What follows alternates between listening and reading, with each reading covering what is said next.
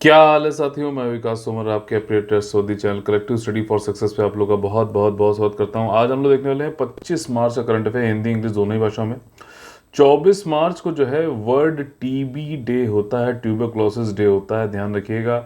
और भारत का जो टारगेट ईयर है वो है 2025, जब वो चाहता है कि इसका पूरी तरीके से उन्मूलन हो जाए, एलिमिनेशन। ठीक है, तो ये चीज़ें टीबी से संबंधित हैं। अच्छा बताइए, अच्छा, कोच नाम से एक थे जिन्होंने टीबी बैक्टीरिया की खोज करी थी।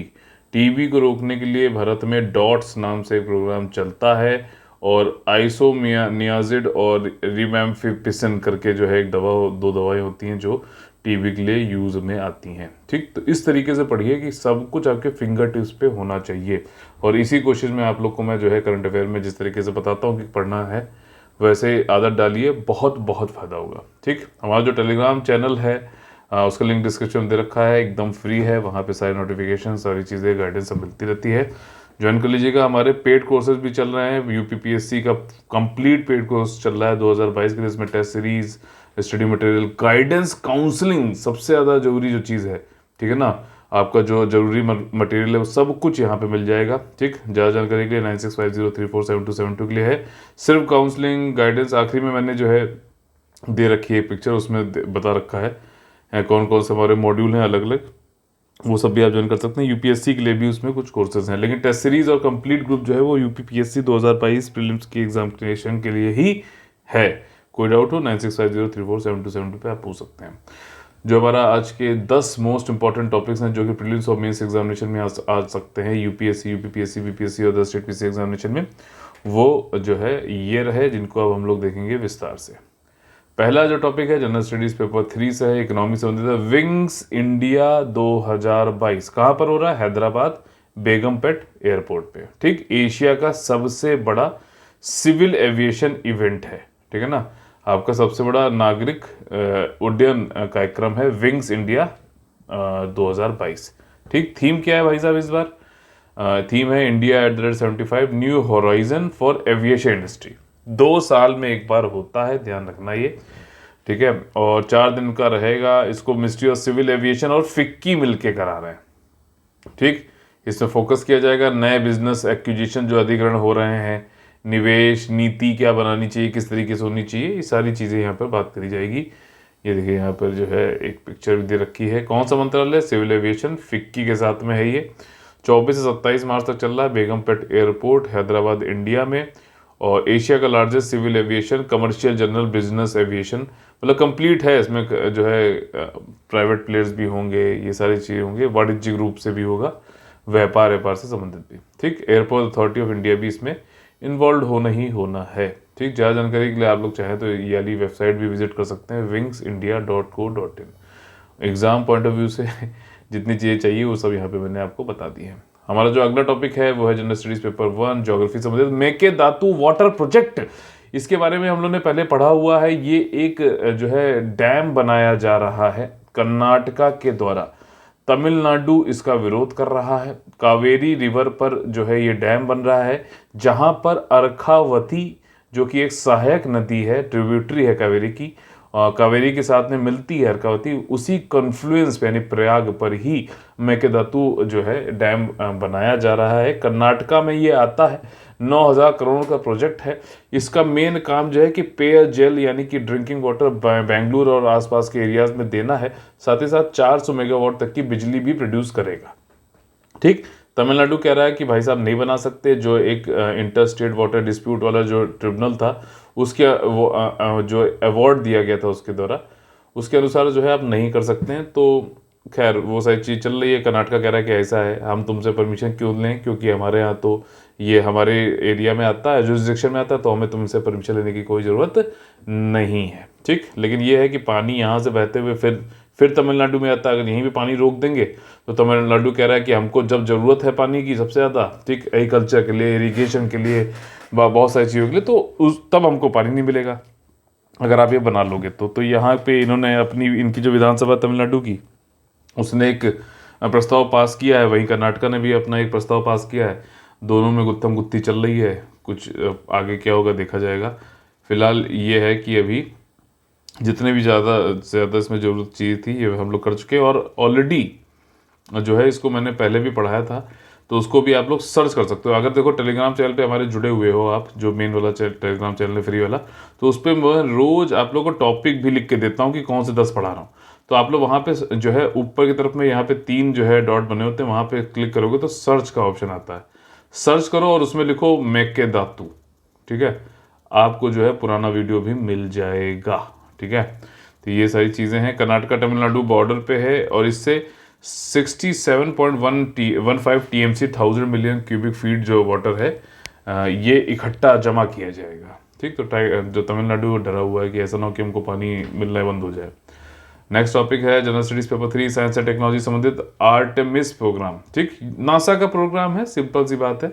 मून मिशन है और इसका अभी पहला ये इस मिशन का आर्टेमिस प्रोग्राम का पहला जो है अभी इसमें भेजा गया है आर्टेमिस 1 मून मिशन। और पूरा प्रोग्राम ये चाहता है कि हम 2024 तक जो है मानव को भेजें फिर से मून की धरती पर, एक व्यूमन को भी भेजेंगे और साथ ही साथ एक जो है कलर्ड यानी कि ब्लैक पर्सन को भी भेजेंगे, ठीक। तो ये जो है कोशिश कर रहा है यार, अब भेजेंगे 2024 में। तो पहले जो हुआ था वो क्या इस मतलब समझ रहे हो, कोई ऐसा तो नहीं थिएटर में जो है पूरी फिल्म की शूटिंग हो गई थी, जो भी है अब इतने साल बाद क्यों भेज पा रहे हैं, तो ये कहने वाली बात है। खैर, तो मतलब पहले कब भेजा गया था, उसका जो है अपोलो वाला जो इनका जो मिशन था उसमें भेजा गया, भेज के नील आर्मस्ट्रॉन्ग पहले उसने रख दिया। उसमें जो है कुछ चीज़ें हैं, कई सारी डॉक्यूमेंट्री भी आई हैं कि जो झंडा है वो ऐसे हिल रहा है, ठीक है, बल्कि मून पे वायुमंडल तो है ही नहीं, तो विंड है नहीं, तो हिल कैसे रहा है भाई, उड़ कैसे रहा है। तो कई सारी चीज़ें हैं, उसकी शेडो भी जो है चार तरफ से दिखाई दे रही है, ऐसा लग रहा है कि जैसे इधर से भी रोशनी फेंकी, बल्ब लगा इधर से भी तो जो है चार जो है शेडो दिख रही हैं नील आर्मस्ट्रॉन्ग की। तो कई सारे जो है इसमें वो हैं ग्लिचेस हैं, और इतने साल बाद अब भेज पा रहे हो, तो भाई साहब तब कब भेज लिए, तब तो इतना जो है कंप्यूटर वम्प्यूटर इतना कुछ टेक्नोलॉजी भी नहीं थी। खैर, तो यहाँ पे आर्टेमिस प्रोग्राम मून से संबंधित है और मैन को, विमन को, ब्लैक पर्सन को भेजना है मून की धरती पे 2024 तक। इसमें इन्होंने जो है फ्लोरिडा में जो कैनेडी स्पेस सेंटर है वहाँ से इसको लॉन्च किया, और ओरियन कैप्सूल, ठीक, ये लॉन्च व्हीकल है, इसमें ऊपर की तरफ जो है ये कैप्सूल लगा हुआ है, इसका नाम है ओरियन, ठीक। और जो ये आपका ट्रांसपोर्टर था व्हीकल, ये था, इसका नाम क्रॉलर ट्रांसपोर्टर 2 है, इतना तो इंपॉर्टेंट नहीं है। और लूनर जो एक्सप्लोरेशन ये मिशन है आर्टेमिस, ये एक्चुअली अपोलो की ही बहन, जो जुड़वा बहनें थी, उनके नाम पर है, ठीक है। और आर्टेमिस जो है गॉडेस, मून की जो है चंद्रमा की देवी भी कही जाती है ग्रीक माइथोलॉजी के अनुसार। आर्टेमिस 1 जो है ये एक डीप स्पेस एक्सप्लोरेशन है। डीप स्पेस ये होता है कि आपका जो है स्पेस में, अंतरिक्ष में ज़्यादा और दूर जाने वाली बात है ये, ठीक है, डीप में जाने की बात है। और अनक्रूड स्पेस मिशन है ये, अभी तो भैया अनक्रूड है ना, पहले तो ना आदमी भेज देंगे बनने के लिए, तो ये चीज़ है। और इसको लॉन्च किया गया है स्पेस लॉन्च सिस्टम से, जो कि दुनिया का सबसे पावरफुल रॉकेट है वर्ल्ड में, स्पेस लॉन्च सिस्टम। और ये ट्रेवल करेगा 2,80,000 माइल अर्थ से 4-6 हफ्ते जो है घूमेगा, और फिर जो है इसको जो है अपना स्पेसक्राफ्ट, इसमें से जो ऊपर की तरफ जो बताया था मैंने आपको ओरियन जो लगा हुआ है, वो स्पेस में ही रहेगा, किसी स्पेस स्टेशन से जुड़ेगा नहीं, जैसे इंटरनेशनल स्पेस स्टेशन है उससे जुड़ेगा नहीं, स्पेस में ही रहेगा। और ये सबसे ज़्यादा टाइम रहेगा कि एस्ट्रोनॉट के साथ में बिना स्पेस स्टेशन पे डॉक हुए, जुड़े हुए जो है स्पेस अंतरिक्ष में ही रहना, ठीक है। तो ये सबसे ज़्यादा टाइम तक ये रहेगा ओरियन स्पेसक्राफ्ट, ध्यान रखिएगा, नासा का ये है भी। और 2024 तक ये सब बता दिया मैंने। और इससे क्या होगा, नासा ये कहता है कि भाई साहब साइंटिफिक डिस्कवरी होगी, वैज्ञानिक खोज होगी, आर्थिक लाभ होंगे और नई पीढ़ी की खोजकर्ताओं को प्रेरित करना है, ठीक। आर्टेमिस नासा प्रोग्राम मून, ऐसे याद रखना, ठीक। ANM ऐसे करके कुछ जो है शॉर्ट फॉर्म बना लो। ANM एक और चीज़ भी होती है, ऑक्सिलरी नर्स मिडवाइफ, ठीक है ना। तो मतलब ऐसी इंटरलिंकिंग वाली चीज़ मुझे तो बहुत अच्छी लगती है, आप लोग भी अगर ट्राई करो तो एक साथ आप कई सारी चीज़ें जान सकते हो, याद रख सकते हो। जनरल स्टडीज पेपर 2 से संबंधित अगला जो हमारा टॉपिक है international relation, league of Arab states, ठीक है ना। लीग ऑफ अरब स्टेट्स ये फॉर्मल नाम है, वैसे इसको अरब लीग भी बोला जाता है आसान भाषा में, ठीक। अभी जो हमारे फॉरेन सेक्रेटरी हर्ष श्रृंगला, उन्होंने यूनाइटेड नेशन सिक्योरिटी काउंसिल में बताया कि उनका सहयोग, मतलब क्या सहयोग है किसके इसके बीच में, यूनाइटेड नेशन और लीग ऑफ अरब स्टेट्स के बीच में। ठीक, अरब जो लीग है ये एक क्षेत्रीय संगठन है अरब वर्ल्ड का। अरब वर्ल्ड कहाँ बोला जाता है, जहाँ पे अरबी लैंग्वेज बोली जाती है। ठीक, तो ये आपका वेस्टर्न अफ्रीका से लेके ईस्टर्न अफ्रीका से लेके वेस्टर्न एशिया को लेते हुए और नदन जो अफ्रीका सबको जोड़ते हुए जो इसको अरब वर्ल्ड बोला जाता है, तो इसका ये लीग ऑफ अरब नेशंस करके है इसका नाम। ठीक है, लीग ऑफ अरब स्टेट्स। पहले जो है शुरुआत में कब बना था भाई साहब, मार्च 2 1945 में बना था ये, 22 मार्च 1945 को। ठीक, और कायरो में बना था। कायरो जो है आपका इजिप्ट में है। ठीक है, और 6 मेंबर थे उस समय, इजिप्ट, इराक, ट्रांस जॉर्डन जिसका नाम अब जॉर्डन हो गया, लेबनान, सऊदी अरेबिया और सीरिया। अभी इसमें 22 मेंबर हैं। सीरिया को जो है सस्पेंड कर दिया गया है नवंबर 2011 से। ठीक, जो प्रशासनिक जो केंद्र है वो काहिरा या फिर कायरो इजिप्ट का है। ठीक है ना, तो देख रहे हो ये क्या है भाई साहब, बताओ ये कौन सी वो है। कल मैंने इसको पॉइंट आउट भी किया था, इसलिए मैं आपसे पूछ रहा हूँ। डेली करंट अफेयर देखना बहुत जरूरी है, नहीं तो दिक्कत होगी। General studies paper 2 polity and governance से संबंधित अगला टॉपिक है आर्टिकल नंबर 355। ठीक है, आर्टिकल नंबर 355 क्या है कि अगर स्टेट में, ठीक है ना, कॉन्स्टिट्यूशन के अनुसार अगर नहीं एडमिनिस्ट्रेशन चल रहा है, ठीक है ना, कॉन्स्टिट्यूशन के अनुसार जो है इम्प्लीमेंटेशन जो है कार्रवाई नहीं हो रही है, कॉन्स्टिट्यूशन के हिसाब से काम नहीं हो रहा है, तो एक इमरजेंसी मेजर ये होता है कि सेंटर फिर स्टेट का कंट्रोल ले लेती है और फिर सेंटर जो है उस पर लॉ बना सकती है, एग्जीक्यूटिव की तरह जो है कार्यवाही है वो सब सेंटर करती है। ठीक, इसको हम लोग प्रेसिडेंट रूल भी बोल देते हैं, लेकिन प्रेसिडेंट रूल जो है संविधान में नहीं लिखा है कहीं पे भी। ठीक, इमरजेंसी मेजर है, बस इतना समझना जरूरी है। और ये एक तरीके का यूनिटरी मेजर है। क्यों? क्योंकि संविधान में बिना किसी फॉर्मल संशोधन या अमेंडमेंट किए बगैर ही जो है केंद्र का पूरा एक कंट्रोल नियंत्रण जो है किसी स्टेट पे आ जाता है। तो एक फेडरलिज्म के लिए जो है ये थोड़ा सा ठीक नहीं है, केंद्र एकदम से आ जा रहा है, तो संघवाद के जो है दिक्कत है इसमें। मतलब जो एक संविधान जिसमें अलग अलग स्फीयर में होनी चाहिए दोनों की पावर्स, स्टेट की, केंद्र की, सेंटर की, यहाँ पर देखा जा रहा है कि बिना किसी संशोधन के केंद्र सीधे ही जो है पावरफुल हो जा रहा है, स्टेट की पावर ही खत्म हो जा रही है। ठीक, उसमें कई सारे पेच है, 3 साल तक ही हो सकता है, 6-6 महीने करके बढ़ा सकते हैं, वो सब है, लेकिन फिलहाल 6-6 महीने कोई कम होता है क्या? तो ये चीज़ें तो अभी वहाँ पे एक लोकसभा में अधीर रंजन चौधरी हैं कांग्रेस के लीडर, उन्होंने कहा कि भाई साहब बीरभूम में बहुत ज़्यादा वायलेंस हुआ है, वेस्ट बंगाल के बीरभूम में लॉ एंड ऑर्डर सिचुएशन बहुत ही ख़राब है, खस्ता है। तो आप एक काम करो, वहाँ पर प्रेसिडेंट रूल लगा दो, 355 आर्टिकल जो है इन्वोक कर दो। हालांकि वैसे ये रिपोर्ट जो है 365 आर्टिकल के अंतर्गत गवर्नर जो है दे सकता है।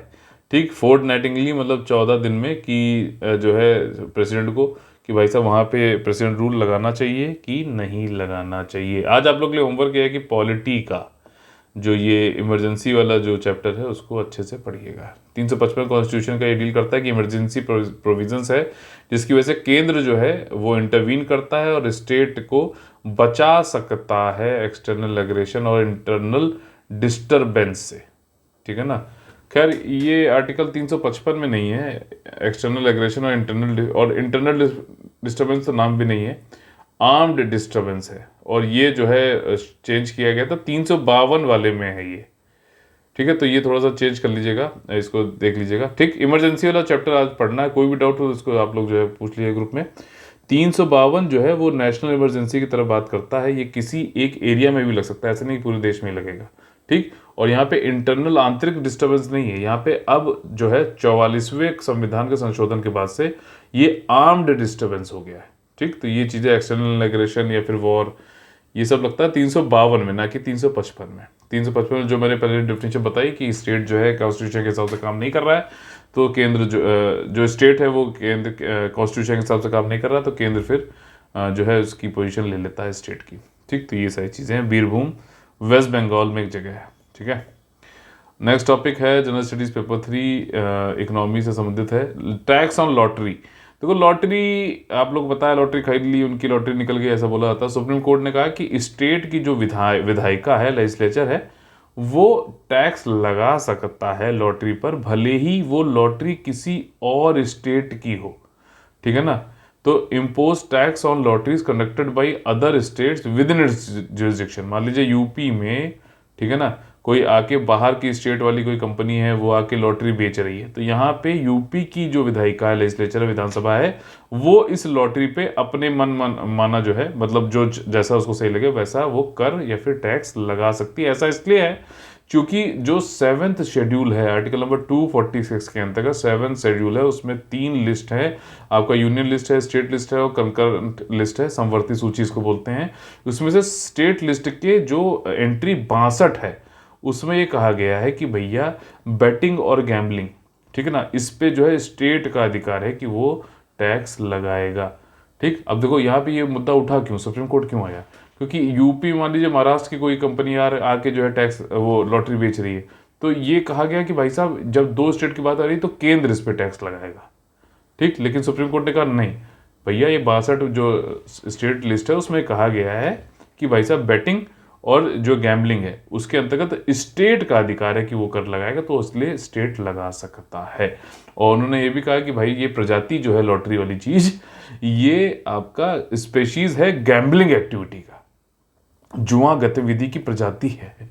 तो ये चीज इन्होंने अभी सुप्रीम कोर्ट ने यहाँ पर बताई है। ठीक, मेरे ख्याल से पूरी पॉलिटी को किस तरीके से पढ़ना है, ये तरीका आपको समझ में आ रहा है ना, कैसे जोड़ के लिंक करके जो है सारे जो है वैधानिक चीज़ों को समझना जरूरी है। इसके लिए काफ़ी अच्छी नॉलेज चाहिए, डीप अंडरस्टैंडिंग चाहिए। ये कैसे आएगी, आप पढ़िए और जो है साथ ही साथ मुझसे डाउट पूछते चलिए। जितना ज़्यादा इंटरेक्शन करोगे उतना ज़्यादा जो है आपकी नॉलेज बढ़ेगी, मेरी भी नॉलेज बढ़ेगी। ठीक, डॉक्टर तो वहीं बढ़िया होता है ना जिसके पास एक्सपीरियंस ज़्यादा होता है। बाकी एम से तो बहुत सारे डॉक्टर निकलते हैं, आप किसके पास जाना पसंद करेंगे? जो अभी नया डॉक्टर एम से निकला है, बेस्ट इंस्टीट्यूट है, या फिर उसके पास जो 10 साल से पढ़ा रहा है, या फिर जो है 10 साल से एक्सपीरियंस इसके पास है? बात तो समझ में आ गई होगी ना, ये चीज़ है।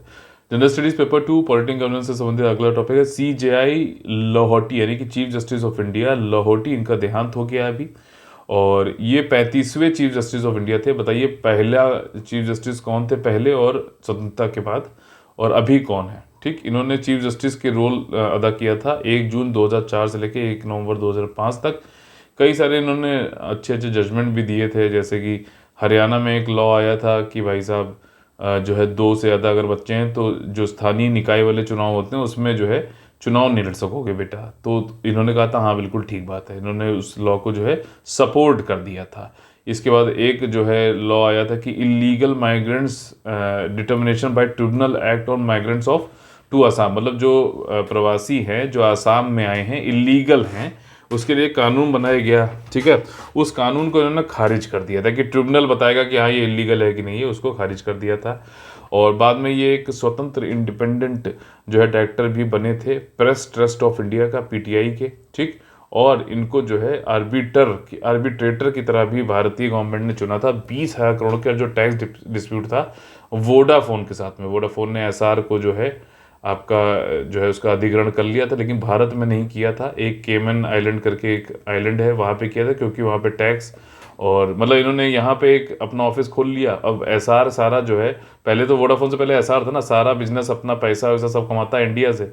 ठीक, इंडिया में ना जाके इन्होंने एक अपना ऑफिस यहाँ खोला हुआ है, SR ने भी एक ऑफिस खोला हुआ है। इन्होंने यहाँ पे केमन आइलैंड में गए, वहाँ पे डॉक्यूमेंट कम लगते हैं, टैक्स कम लगते हैं, तो फोन ने SR जो पूरा भारत में जो काम कर रहा है उसको पूरा अधिग्रहण यहाँ केमन आइलैंड पे कर लिया। और इंडिया वालों को क्या मिला? अंगूठा। तो इसलिए जो है इंडिया ने कहा ऐसा कैसे भाई, मतलब सारा बिजनेस तुम यहाँ करो, पैसे हमसे कमाओ, और टैक्स देने की बात आए तो आप दूसरे आइलैंड पे जाके जो है मजे कर लो। तो ये टैक्स डिस्प्यूट जो था उस पर आर्बिट्रेटर के तौर पे लाहौटी जी को बनाया गया था। ठीक, ये चीज़ है। अगला जो आर्बिट्रेशन क्या होता है, मीडिएशन क्या होता है, ये सब मैं अभी पीछे आप लोगों को पढ़ा चुका हूँ। डेली करंट अफेयर जरूर फॉलो करते चलिए, रिवीजन कर लीजिएगा। General studies paper 1 social issues संबंधित अगला टॉपिक है स्वच्छ भारत मिशन। अब देखो स्वच्छ भारत मिशन में हम लोग को बताया गया कि मतलब जो हम लोग बताया कि 2019 में 2 अक्टूबर को एक आ गया कि भारत में हर 100% जो विलेजेस हैं सब में जो है शौचालय पहुंच गया है। ठीक, तो स्वच्छ भारत मिशन के लिए काफ़ी ज़्यादा कामयाबी थी। ठीक, अब स्वच्छ भारत मिशन का 2.0 यानी कि दूसरा जो है चरण चल रहा है। लेकिन यहाँ पर जो पार्लियामेंट्री स्टैंडिंग कमेटी है, स्थायी जो समिति है, उसकी जो रिपोर्ट आई है वो बहुत अच्छी फिगर नहीं दिखा रही है। उसने कहा कि जो भी विलेजेस हैं, ठीक है ना, पूरे भारत में स्वच्छ भारत मिशन 2.0 के अंतर्गत उसमें जो लिक्विड से संबंधित जो वेस्ट मैनेजमेंट है, यानी कि तरल अपशिष्ट जो प्रबंधन है, वो उसका जो भी इंफ्रास्ट्रक्चर होता है, संरचना होती है, वो टोटल विलेजेस में सिर्फ 12% विलेजेस तक ही पहुंचा है। और इसी तरीके से अगर ठोस अपशिष्ट मैनेजमेंट यानी कि सॉलिड वेस्ट मैनेजमेंट की भी अगर बात करें, तो वहां पर भी सिर्फ 22% तक ही टारगेट जो विलेजेस है वो टारगेट पूरा किया, सिर्फ 22% को मिला है। 100 है तो सिर्फ 22 लोग को ही, 22 विलेजेस को ही अभी तक पहुंच पाई है ऐसी इंफ्रास्ट्रक्चर। तो काफ़ी अच्छा फेज़ नहीं है। मतलब बहुत ये फेज़ जो सेकंड फेज़ है बहुत अच्छा जो है नहीं चल रहा है। कई सारे कारण हो सकते हैं, कोविड भी हो सकता है। खैर, सेकंड फेज़ में ज़्यादा जटिल जो है समुदाय के लेवल पे इंफ्रास्ट्रक्चर लगाना है, जैसे कि कलेक्शन करना, सेग्रीगेशन करना, ठीक है ना, पृथक्करण करना, संग्रह करना, कंपोस्ट पिट्स बनाना, बायोगैस प्लांट बनाना, तभी तो ठोस अपशिष्ट प्रबंधन कैसे होगा। बायोडिग्रेडेबल वेस्ट है, सॉलिड वेस्ट है, ग्रे वाटर मैनेजमेंट है ना, जो पानी यूज़ किया हुआ शौचालय के बाद में, और सोक पिट्स हो गया, फीकल स्लज हो गया। तो ये सारे के लिए अब संरचना बनाना है। तो सेकंड फेज थोड़ा कठिन तो है, लेकिन 12%, 22%, 100 में से ये बड़ा गड़बड़ है, ठीक है। नेक्स्ट टॉपिक है वो है general studies paper 1 art and culture. Award से संबंधित है एबल प्राइज। एबल आप लोग को इतनी बार आप लोग पढ़ चुके हो तो मुझे लगता है शायद पता ही होगा कि ये मैथमेटिक्स के क्षेत्र में दिया जाता है, और ये मैथमेटिक्स का नोबल प्राइज भी बोला जाता है। ठीक, ये अभी 2022 के लिए नॉर्वेजियन एकेडमी, जो कौन देता है भाई साहब, Norwegian academy of science and later, ये इसने 2022 का सम्मान एबल प्राइज किसको दिया है, अमेरिकन मैथमेटिशियन है, गणितज्ञ है डेनिस पार्नेल सुलिवन। ठीक, याद रहेगा, डेनिस पार्नेल सुलिवन, ये इनको एबल प्राइज 2022 का दिया गया है।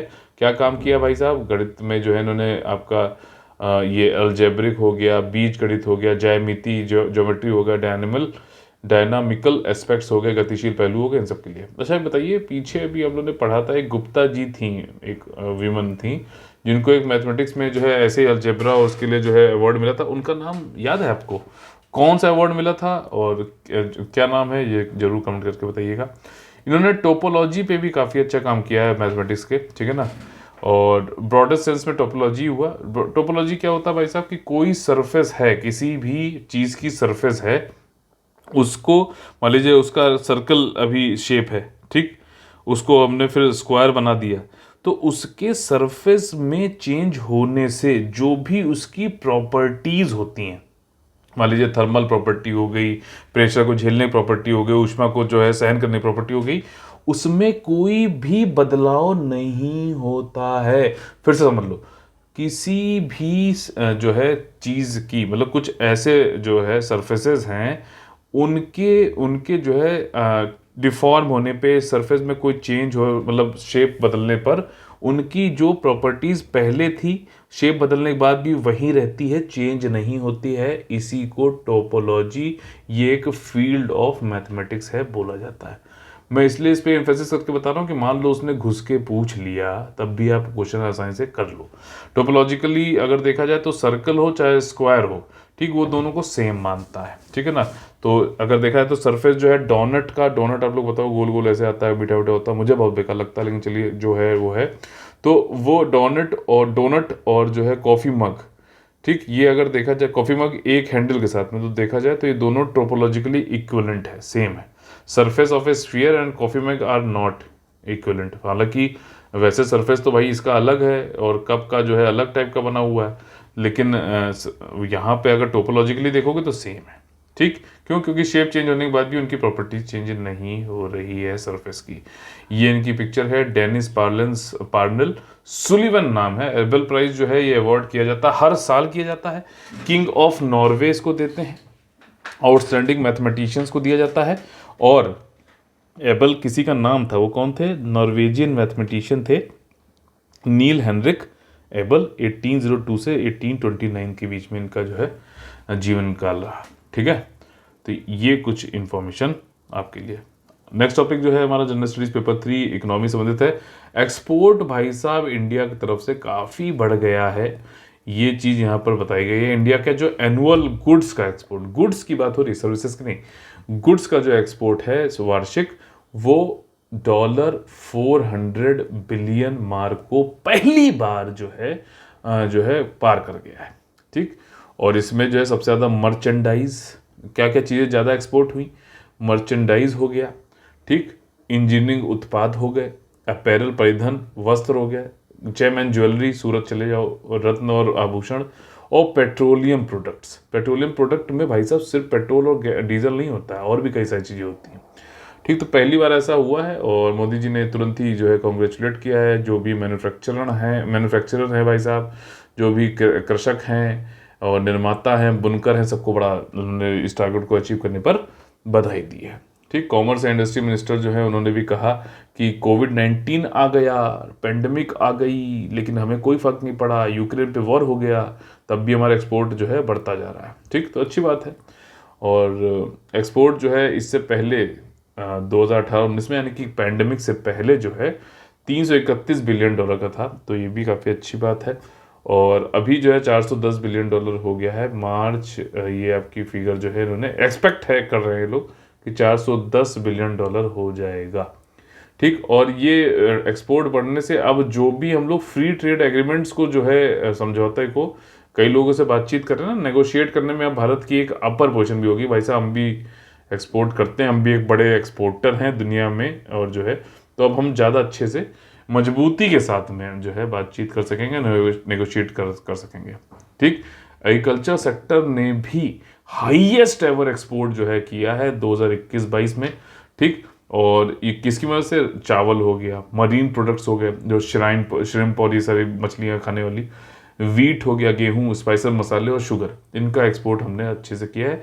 एग्रीकल्चर ने भी सबसे ज़्यादा एक्सपोर्ट किया है, और ओवरऑल भी गुड्स का जो है एक्सपोर्ट भारत की तरफ से सबसे ज़्यादा हुआ है, $400 बिलियन का आंकड़ा पार किया है, ठीक।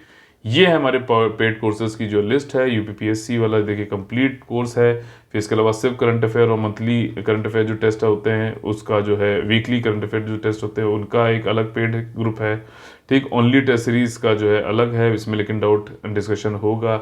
Integrated current affair based GS background preparation, जैसे मैं आपको करंट अफेयर दे रहा हूँ उसकी पीडीएफ आपको मिलेगी, इसके पीछे आप लोग डाउट जो भी जनरल स्टडीज से संबंधित, जो सिलेबस से संबंधित जो चीज़ें हैं वो आपको वहाँ पढ़ाया जाएगा, ठीक।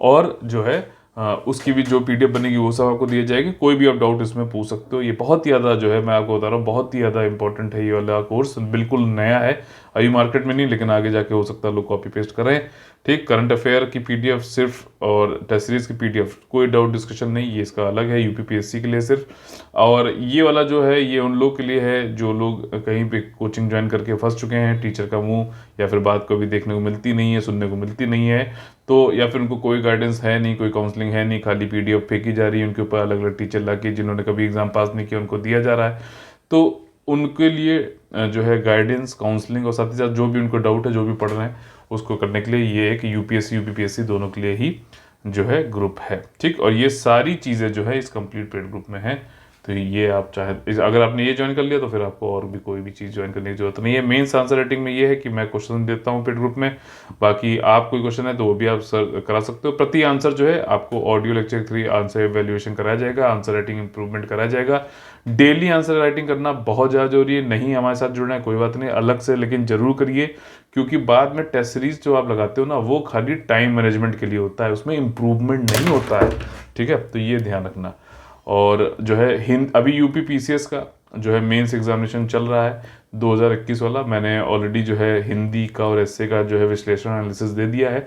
जनरल स्टडीज़ पेपर 1 और जनरल स्टडीज़ पेपर 2 का भी जो है आपको मिल जाएगा, उसको जरूर देखिएगा। और आपको उसमें मैं आपको बताता हूँ 100%, ये बिल्कुल गारंटी से बता रहा हूँ, जो करंट अफेयर हमारा आ रहा है ना उससे बहुत बहुत ज़्यादा क्वेश्चन आ रहे हैं, ठीक है ना, तो इसको बिल्कुल भी इग्नोर मत करिए। और डेली करंट अफेयर देखना जरूरी है, मंथली वाली जो है बेवकूफ़ बनाते हैं, वो मंथली मत देखो, डेली देखो, वो ज़्यादा अच्छा है। मंथली वाले में तो फिर दिक्कत है, ठीक है ना, मंथली वाले में कुछ रिवाइज भी नहीं हो पाता है, और अगर आपने मतलब इतना मटेरियल ले लिया कि आप कभी एक बार भी नहीं पढ़ पाया पूरा, तो मटेरियल यूजलेस है, कूड़ा है, फेंक दीजिए, ठीक। अगर आपको कोई कह रहा है कि 110 पीडीएफ दे दूंगा, 1800 वीडियो दे दूंगा, जो है बिल्कुल समझ लो कि जो है आपके साथ खिलवाड़ कर रहा है, आपके फ्यूचर के साथ खिलवाड़ कर रहा है। तो चलिए आज का सेशन यहीं पे खत्म करते हैं। अगर आप लोग को पसंद आया तो प्लीज़ लाइक का बटन तोड़िए, ज़्यादा से ज़्यादा लोग को जोड़िए, शेयर सब्सक्राइब और आंसर्स जरूर दीजिएगा, जो क्वेश्चन मैंने पूछे हैं कमेंट जरूर करिएगा।